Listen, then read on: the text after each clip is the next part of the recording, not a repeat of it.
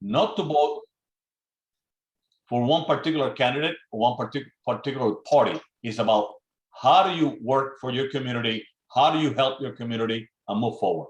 So tonight, good evening to both of you. Thank you, Thomas, for being here. Thank you, Curlin, for being here tonight. So we're going to start with Curlin. Please, you have a minute, 2 minutes to tell us about you, what you bring to the table. Thank you. Great. Thanks for having me. My name is Cortland McQuire. I'm a business guy, a family guy. I have 3 little girls, and I've been in advertising and marketing for my whole life since college. And so I'm very familiar with running a lot of silos of industry. So in advertising and marketing, I've handled accounts like Port Everglades or the airport, Fort Lauderdale. I've handled malls, hotels. I do marketing for plenty of hotels. I'm very familiar with tourism and lots of industries in South Florida. And I intend to sort of bring that business acumen to the decision-making on the day-to-day policy and the governance in this municipality. Not only have I been doing advertising and marketing and own an advertising agency in Boynton Beach, but I've been the chairman for Boynton Beach Arts Commission since 2017.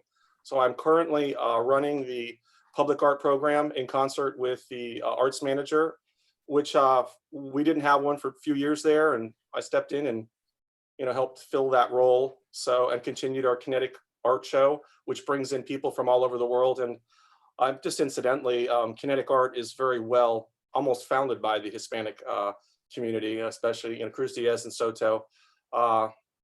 So I just love art. I love all kinds of art. And so I've been involved with that. I'm a licensed foster parent. Mi esposa Latina, Venezolana. So I'm very close with the Latin community. And I own a Latin business. I own a nightclub in Brickell for 18 years. So that's a little bit about me. And I just think that I will bring a nice sort of business, level-headed guy to the seat. That's what my goal is to do. Thank you very much, Cortland. Mr. Turkin, you please tell us all you said. You got 2 minutes. Sure.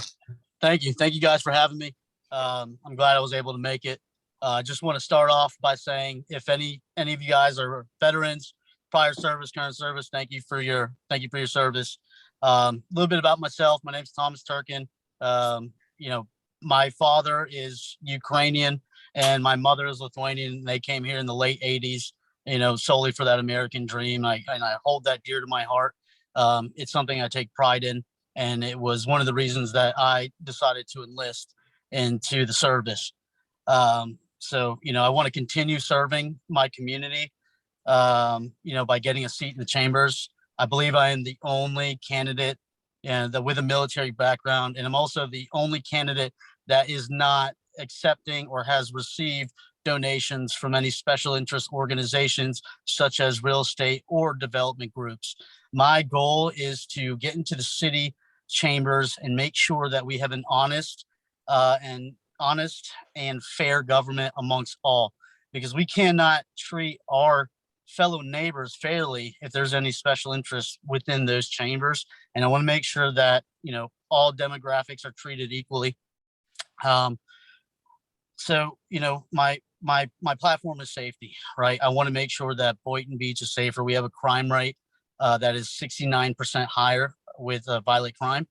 And, I want to make sure that as we grow as a city, that we make sure we have the infrastructure and we have the, uniform services as we grow. Boynton is a great town and I love it. And I want to make sure that the right people are in office to make sure that the primary interest is for the people. Thank you very much. I would like to give our members to ask a question. Ms. Loaces, any questions? You're going to start with Mr. McGuire. Thank you. Good afternoon. Thank you for being here tonight with us. My name is Mirta Lueses. I am editor of La Guia News newspaper in Palm Beach County. What are your involvement with the Hispanic community so far in the Boynton Beach area? My biggest involvement is as being the Arts Commission Chairman. We recently, not so recently, about 7 months ago, implemented a new program that, as a board, and we determined that we wanted to have the art reflect the diversity of the community. So we decided to start holding, curating, and doing shows that was reflective of this community, meaning Hispanic, African American, Caribbean, white, Asian. So we had workshops on the weekend to go through how we would go about doing this, and drew up basically the bylaws and added that to the existing governance for the body. And we've implemented it, passed it, got approval through the commission. And now our art program has another mission, which I think is as important. And I think that the art is one thing in my life that I've noticed brings everyone together. It doesn't know any boundaries. So I'm very happy to have done that. Thank you. Thank you, Mr. McGuire. Mr. Turkey, same question? Same question? Yes. Perfect. Thank you for your question. Currently, I'm not involved with any, city groups or boards. I'm on the grassroots campaign, and, I want to make a difference in my community. I can sit here and tell you what I plan to do, or I can sit here and tell you what I've learned. And what I've learned is that the city of Boynton Beach has a Hispanic population of roughly 16.5%. There's 4,000 veterans that live in Boynton Beach, 3% of them being Hispanic. As far as, education goes, there's an 81.6% high school graduation rate amongst the Hispanic community in Boynton Beach, and 36 for bachelors. I understand that 12% are in poverty. And, as far as Hispanic owned businesses goes, I couldn't find an exact number, but I would estimate based on the metrics that I have identified that we're looking at, between 11 and 1,400. And so, my plan is to, reach out to those leaders in the community and see what we can do, to, again, make sure that everyone's treated equally and fairly. Thank you very much. Can I have another question, please? Please do, Ms. Loazes. Yeah. Okay. Boynton Beach Hispanic population is about 20% so far. Do you people have a knowledge of how many percentage of police are Hispanic in the police department? I do not. Nor do I. Thank you. Thank you, Ms. Loazes. Ayman? You still with us, Ayman? Yes, can you hear me? All right, great. Yes, I can hear you. Hi, gentlemen, thank you for We cannot hear you, Ayman. You're cutting off. late at night. I appreciate it. I know.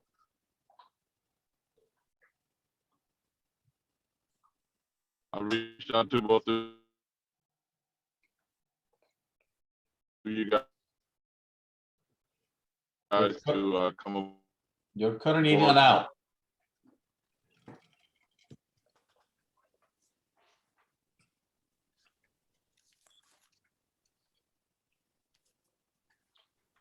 Ayman, you still there?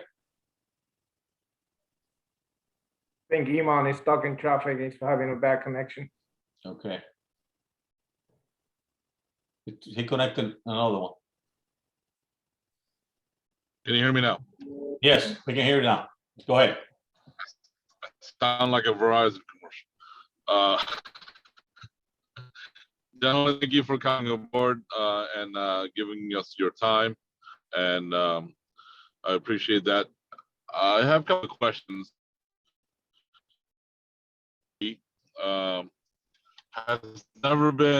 been with the city and following the city for many years.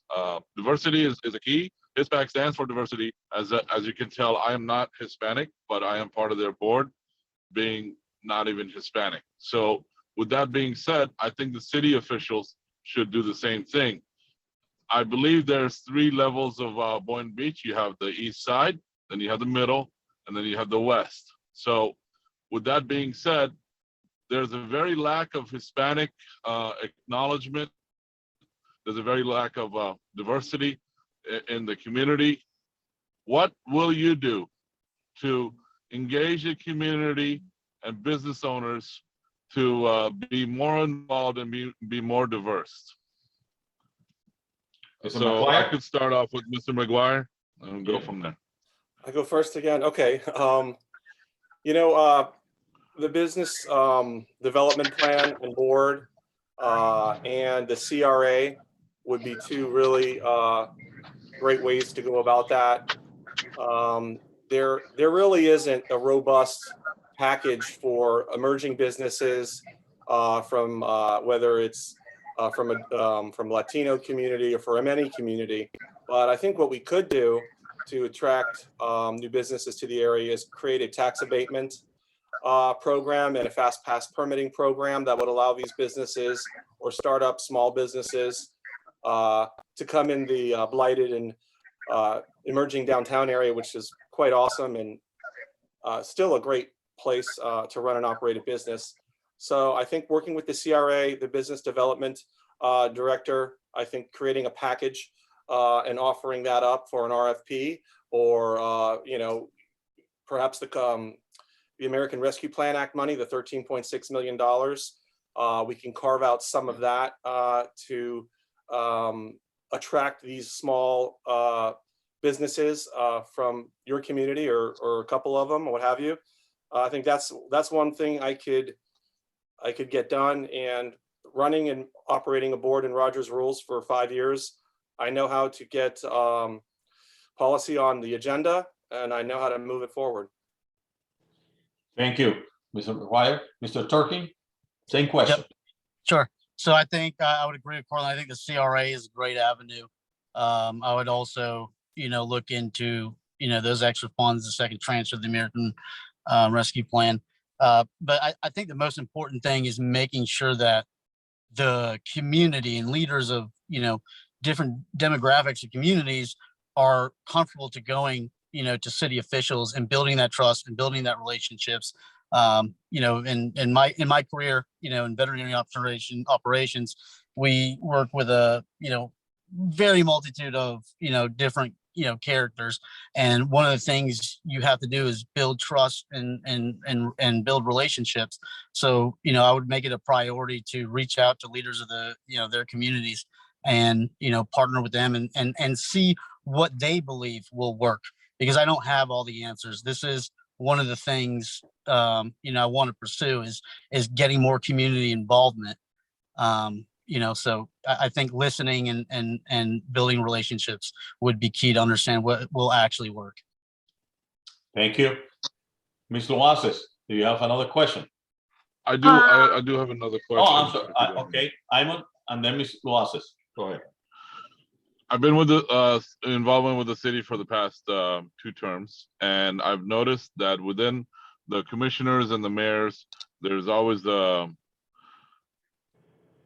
not an easy understanding between each others, and there's issues that has come up in the city that one side is for it, a couple of commissioners are for it, a couple of commissioners are not for it, and what will you do different to make sure that you guys are crossing the bridge amongst yourselves between the 4 elected commissioners and the mayor to actually do and expedite issues that would be opposing to votes from your other other commissioners?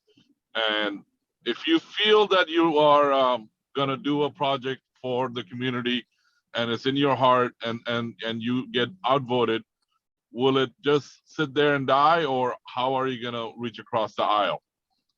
So, Mr. Mr. Turkey? Tucken, I will let you do that answer. Sure. Yeah, absolutely. Thank you. I think that's a great question. Since I've started this campaign, I always get the question, what is your party affiliation? And I always respond, this is not about politics. This is a nonpartisan race, and this is about the community and our neighbors and our family and our friends of Boynton Beach, right? And so I think that doesn't just extend between being neighbors, that needs to reach into the chambers, and we need to make sure that when we are voting, that we are voting from our hearts, and we're not voting for other reasons or for, maybe other, organizations or groups, right? And that those votes are not tainted, and that the people that are in, the chambers have that integrity, and that the sole basis is for the people. And, if there is if there is something that, we propose and, let's say I'm opposed, I believe it's for the best of the community, I will fight. I'm trained to fight. And that's, that's what I do. I fight for my country and I fight for my people. Thank you. Mr. McGuire? Yeah, that's a good, very complex question. And the best way I think I can answer it, it's a good question, is that I like talking to people. So I like communicating face to face. I prefer it instead of an email or text. Those are obviously what's mostly used. The city commission meetings were attended in Zoom by many of the officials long after they could have attended. So I believe that if you want to get something up and done, you got to go out, you got to talk to people, you have to ask them to attend the meeting and speak their mind.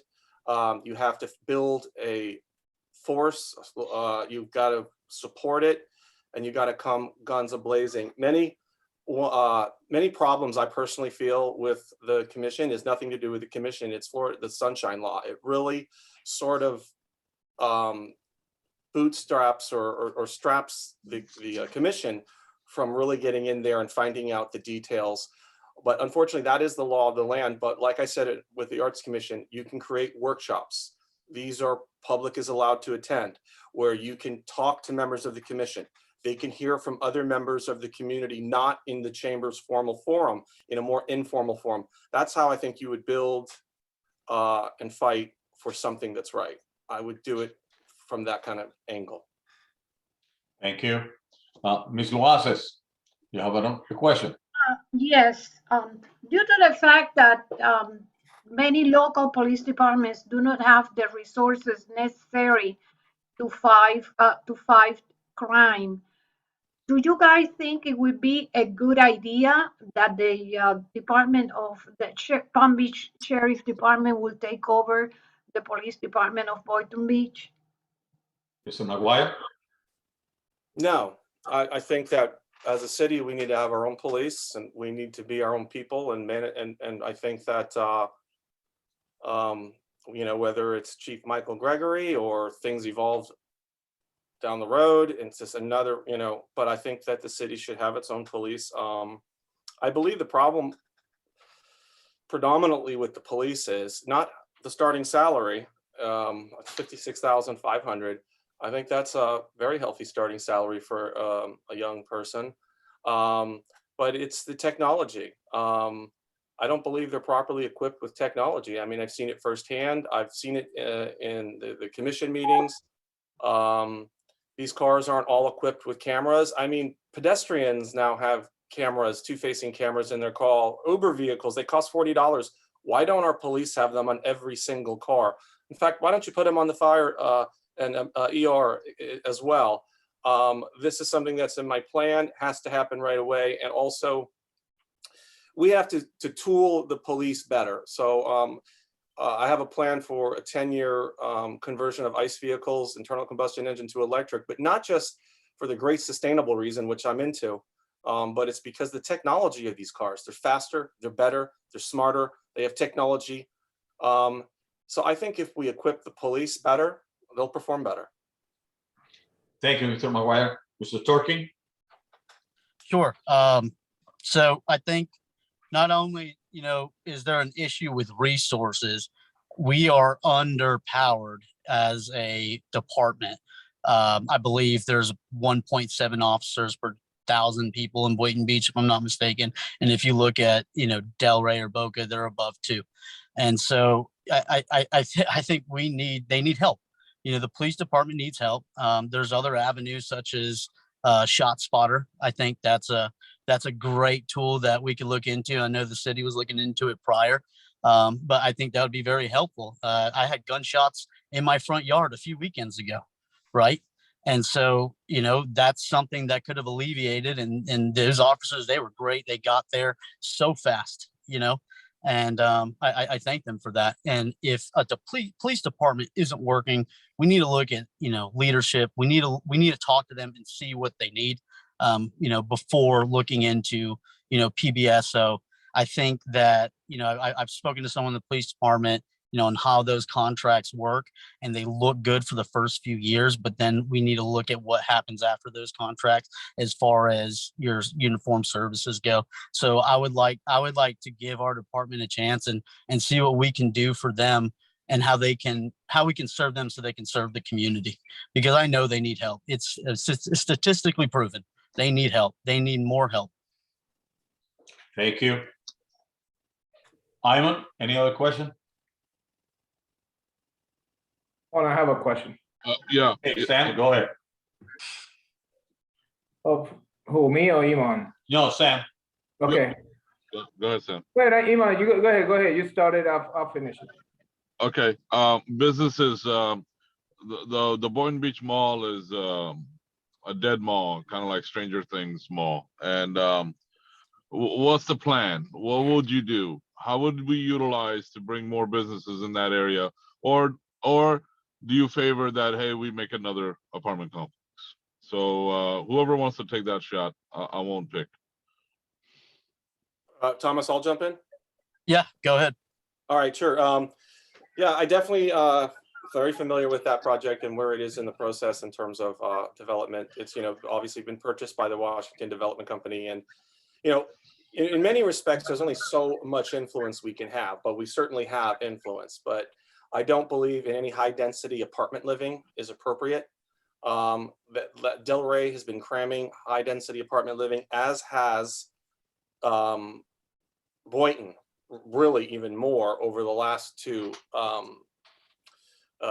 years, the last 2 terms, and they're trying to extend that high density corridor, maximize profits, et cetera. I think that the mayor came up with a pretty nifty idea there. And I of course, I support anything arts oriented, and a 5,000 or 25, I think it was a 5,000 foot theater or stadium where you can play a ball game or you can watch a theater to attract people to see something, an entertainment. It has to be a proper mixed use parcel with not too much high density temporary or apartment living, which sort of attracts transients.